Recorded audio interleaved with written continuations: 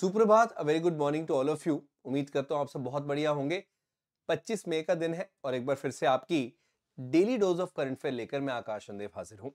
Daily dose of current affair जो ना कि सबसे सटीक है बल्कि बाइलिंगुअल भी है, तो आप अगर इंग्लिश में या हिंदी में कंफर्टेबल है तो दोनों लैंग्वेज में आपको कोई दिक्कत नहीं होती उसको समझने में। जो भी इंपॉर्टेंट न्यूज आइटम्स है उसको आपके समक्ष रखा जाएगा and I will make sure कि आपको अच्छे से वो चीजें समझ में आए।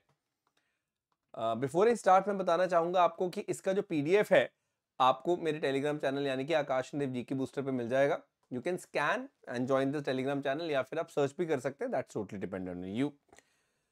बिफोर आई स्टार्ट, क्योंकि आज 25 मई है तो इसकी सिग्निफिकेंस के बारे में बात करना मैं चाहूंगा, ये बहुत ज्यादा जरूरी भी है। आज 25 मई का दिन है और आज हम लोग इसको सेलिब्रेट कर रहे हैं, ऑब्जर्व कर रहे हैं in the form of world football day. जी हाँ, विश्व फुटबॉल दिवस या अंतर्राष्ट्रीय फुटबॉल दिवस आप इसको कह सकते हो। यूनाइटेड नेशंस ने इसको क्यों डिक्लेयर किया, ये बहुत इंपॉर्टेंट है। आज के ही दिन मतलब 25 मई 1924 को, यानी कि 100 साल पहले हमने देखा था एक ऐसा फुटबॉल मैच हुआ था, पहली बार ऐसा फुटबॉल मैच हुआ था जहां पे रिप्रेजेंटेशन थी लगभग सभी रीजन से दुनिया के। तो एक प्रॉपर फुटबॉल मैच हुआ था जो कि एक इंटरनेशनल मैच कहा जा सकता है उस समय के हिसाब से। पेरिस ओलंपिक्स के टाइम की बात है। तो क्योंकि 25 मई 1924 को ये मैच हुआ था, उसी को कमेमोरेट करने के लिए अब से हम लोग 25 मई को वर्ल्ड फुटबॉल डे यानी कि विश्व फुटबॉल दिवस जो है इसको मनाएंगे, इसको ऑब्जर्व करेंगे। जो कि ऑफ कोर्स मुझे लगता है सबसे लोकप्रिय स्पोर्ट्स भी है, सबसे लोकप्रिय है दुनिया में। अगर हम फुटबॉल की बात करें वो तो आपको सबको पता ही है। आगे बढ़ते हैं बेटे। Would like to talk about award, एक बहुत इंपॉर्टेंट अवार्ड जो है उसके बारे में बात करना चाहता हूं मैं। इंटरनेशनल बुकर्स प्राइज जो है, अंतरराष्ट्रीय बुकर्स पुरस्कार, उसको किसने जीता उसकी मैं बात करना चाहूंगा। यहाँ पे एक बहुत शानदार author with the name of Jenny Erpenbeck. तो जेनी एर्पनबेक जो है, उनका जो बहुत शानदार नॉवल है कायरोज, उसने इसको जीता है। तो ये बेसिकली जर्मन की है, शी इज अ जर्मन। तो इंटरनेशनल बुकर्स प्राइज में क्या होता है कि किसी भी लैंग्वेज में आपने अपना नॉवल लिखा है, अगर उसका अनुवाद यानी कि उसकी ट्रांसलेशन जो है वो इंग्लिश में हुई है, तो मतलब उसके बेसिस पे आपको वो प्राइज मिल सकता है। अगर आप ऑफ कोर्स वो क्वालिटी है आपके नॉवल में, तो ये काफी इंटरेस्टिंग होता है। इसलिए यहाँ पे ट्रांसलेटर का नाम जानना जरूरी है, क्योंकि देखिए ये तो एक जर्मन ऑथर है, Jenny Erpenbeck is a German author. लेकिन इनका जो जर्मन नॉवल था कायरोस, उसको माइकल हॉफमैन ने ट्रांसलेट किया इंग्लिश में और तब जाके इनको मिला है इंटरनेशनल बुकर्स प्राइज। तो ये काफी इंपॉर्टेंट पॉइंट है, ये मैं फिर से बताना चाहूंगा कि एर्पनबैक और ट्रांसलेटर जो माइकल हॉफमैन है, they have won the prestigious international Bookers prize for the novel Kairos. तो ये सवाल आपको सीधे तौर पे पूछा जा सकता है कि किस नॉवल को हाल ही में अंतरराष्ट्रीय बुकर्स पुरस्कार के साथ सम्मानित किया गया, मिला है किसको। तो ये क्वेश्चन आपको आ सकता है, काफी इंपॉर्टेंट है, बहुत फैक्चुअल क्वेश्चन है, लेकिन एग्जाम में डायरेक्टली पूछता है वो। आगे बढ़ते हैं। कल यानी कि 24 मई का जो दिन था, फ्राइडे का दिन था कल, तो कल हमने देखा इंटरनेशनल डे ऑफ मारखोर मनाया गया। अब कई बच्चों को तो शायद मारखोर का मतलब भी नहीं पता होगा, उसके बारे में बताऊंगा, इंपॉर्टेंट के में बताऊंगा। तो अंतरराष्ट्रीय मारखोर दिवस जो है, विश्व मारखोर दिवस जो है, उसको मनाया गया। लेकिन इंटरेस्टिंग क्या कि इसी साल मतलब मई 2024 को ही, अभी हाल ही में हमने देखा यूनाइटेड नेशंस ने एक प्रॉपर रेजोल्यूशन के थ्रू इस डे को मनाने का फैसला लिया था। ये काफी इंपॉर्टेंट है। मैं आपको बता दूं कि लगभग ये 7 में 2024 का आप देख सकते हैं, यूनाइटेड नेशन जनरल असेंबली जो है उसका ये पूरा डॉक्यूमेंट देख सकते हैं। तो इन्होंने रेजोल्यूशन अडॉप्ट किया था, एक प्रस्ताव पारित किया था कि हम लोग 24 मई के दिन क्या मनाएंगे, एक बहुत इंपॉर्टेंट डे मनाएंगे, यानी कि इंटरनेशनल डे ऑफ मारखोर मनाएंगे। मारखोर क्या है, अब यहाँ पे आप देख सकते हैं, मैं इसको थोड़ा सा और क्लियर कर देता हूँ आपके लिए। You can have a look over there. अब देखिए, मारखोर एक जानवर है, जैसे गोट होती है, ये गोट की ही एक प्रजाति है। स्क्रू हॉर्न गोट भी इसको बोलते हैं। अगर इसके हॉर्न आप देखें, ये जो सींग है, ये स्क्रू जैसे आपको देखने को लगेंगे।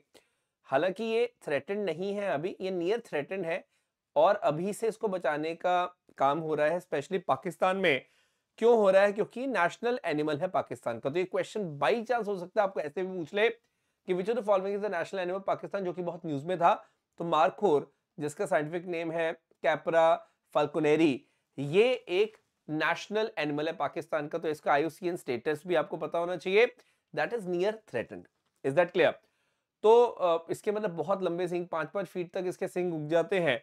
It is one of the largest horn of any species in the world, one of the largest है, मतलब बहुत बड़े सींग हो जाते हैं इसके, आप यहाँ देख सकते हैं। मार्खोर की बात हो रही है। तो हो सकता है 24 मई के सिग्निफिकेंस में भी क्वेश्चन पूछ ले, इसलिए अब याद रखेगा 24 मई को मनाया जाता है या ऑब्जर्व किया जाता है अंतरराष्ट्रीय मार्खोर दिवस, यानी कि इंटरनेशनल डे ऑफ मार्खोर। तो ये काफी इंपॉर्टेंट चीज है। वैसे भी कोई भी डे आप क्यों ऑब्जर्व करते हो, क्योंकि आप उस पर्टिकुलर जो पॉइंट है उसको आप कोमेमोरेट करना चाहते हो, उसके साथ जुड़ी हुई जो चीज है उसकी अवेयरनेस फैलाना चाहते हो, तो मेनली वही चीज होती है। आगे बढ़ते हैं। अब हम लोग बात करते हैं बेटे आर्टिफिशियल इंटेलिजेंस की। तो मुझे ऐसा लगता है कि हर तरफ आर्टिफिशियल इंटेलिजेंस की बात होती है, तो दूरदर्शन भी क्यों पीछे रहे। इस युग में, आर्टिफिशियल इंटेलिजेंस के युग में, DD Kisan is going to launch 2 artificial intelligence anchors. जी हाँ, कौन सा चैनल है? डीडी किसान है, वो दूरदर्शन का एक चैनल है। तो वो क्या करने वाला है, यहाँ पे आर्टिफिशियल इंटेलिजेंस के एंकर्स को लॉन्च करने वाला है, एआई क्रिश और एआई भूमि। तो ये अभी संडे को ही लॉन्च होगा, कल बेसिकली लॉन्च होगा। इसका बहुत शानदार तरीके से देखना होगा कैसा है। तो आर्टिफिशियल इंटेलिजेंस के जो एंकर्स होंगे, they can speak almost 50 languages, लगभग 50 लैंग्वेजेस में, 50 भाषाओं में बात कर सकते हैं। तो ये बहुत बड़ी बात इसलिए है क्योंकि बहुत सारे लोग हैं जो सुदूर क्षेत्रों में रहते हैं, गांव में रहते हैं, उनकी भाषा भी वो बोल पाएंगे। तो ये काफी इंटरेस्टिंग है, जो नॉर्मल इंसान तो नहीं कर सकता वो आर्टिफिशियल इंटेलिजेंस यहाँ पे करके दिखाएगी। तो ये देखने वाली बात होगी कि कैसे इसको लॉन्च करते हैं। तो ये नाम याद रखिएगा, एआई क्रिश और एआई भूमि। ये मेरे ख्याल एआई क्रिश जो है एक पुरुष होंगे, एआई भूमि एक महिला होगी। तो काफी बढ़िया इनकी जोड़ी रहेगी, ऐसा देखने लायक होगा। अभी आपको पता होगा जो आज तक है, ये जो इंडिया टुडे ग्रुप है, इनकी भी एक एंकर है। इसका नाम आप बता सकते हैं, भारत की पहली इंडिया की फर्स्ट ये एंकर है, एआई एंकर, भारत की पहली, इंडिया फर्स्ट एआई एंकर जो है, इसका नेम क्या है? You can certainly let me know. आप मुझे नाम बता सकते हैं, या आपका एक क्वेश्चन ऑफ द डे है। नेक्स्ट हम लोग बात करते हैं बेटे, वर्ल्ड्स हाईएस्ट ऑब्जर्वेटरी जो है, इसको चिली में इनॉग्रेट किया गया है।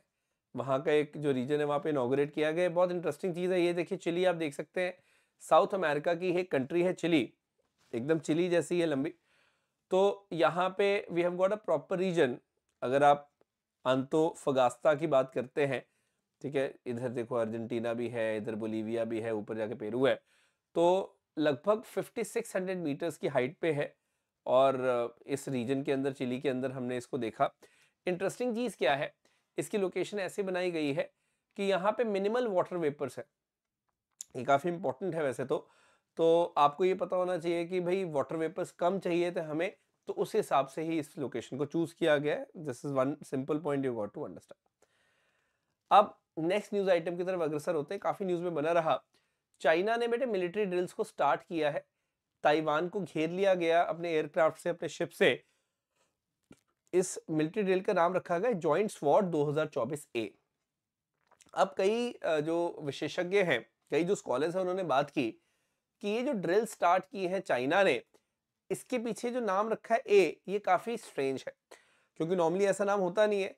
तो अगर इन्होंने नाम रखा है मतलब 2024 ए, इसका मतलब उनके दिमाग में ये चीज है कि हमें ये सीरीज ऑफ ड्रिल करनी है, मतलब ए के बाद बी होगी, फिर सी होगी, फिर डी होगी, फिर ई होगी। तो सीरीज ऑफ ड्रिल्स हो सकता है प्लान हो, ये चीज आपको ध्यान में रखनी है यहाँ पे। ये वैसे पहली बार नहीं है, 2 साल पहले 2024 से 2 साल पहले मतलब 2022 में अगस्त के महीने की बात है, वो जो स्पीकर ऑफ यूनाइटेड स्टेट्स की जो पार्लियामेंट है, नैन्सी पेलोसी भी जब ताइवान का दौरा करने आई थी, तब भी चाइना ने कुछ इसी तरह से जो ड्रिल्स है वो की थी। अगस्त 2022 की बात है। लेकिन इस बार की जो ड्रिल्स हैं वो काफी बड़े लेवल पे हो रही हैं, और माना जा रहा है कि ये जो लाई चिंग ते हैं, ये जो न्यू प्रेसिडेंट है ताइवान के, इन्होंने सिंपल सी ये बात बोली थी चाइना को कि स्टॉप थ्रेटनिंग ताइवान। इन्होंने बोला था कि भाई ताइवान को अब धमकाना डराना बंद कीजिए। बस शायद उसी के रिस्पॉन्स में इन ड्रिल्स को किया जा रहा है, और शायद एक पनिशमेंट ड्रिल इसको इसलिए बोला जा रहा है क्योंकि चाइना एक तरह से पनिशमेंट दे रहा है ताइवान को इसकी फॉर्म में। इसके ऊपर मैंने एक शॉर्ट भी बनाया था। Anyways, I hope you have gained immensely from this session. काफी कुछ आपने सीखा, काफी कुछ जाना। अगेन मैं आपको रिमाइंड करा दूं कि आकाश चंदेव जीके बूस्टर जो चैनल है उसके ऊपर आपको पीडीएफ आराम से मिल जाएगी। You can scan this code as well to get the PDF. और उम्मीद करता हूँ आपने बहुत कुछ सीखा, बहुत कुछ जाना। Take care everyone, have a great weekend. और इस सेशन को दोबारा देखिएगा अगर कोई चीज मिस हो गई है तो, क्योंकि सभी न्यूज बहुत इंपॉर्टेंट है। All the very best. जय हिंद, जय भारत।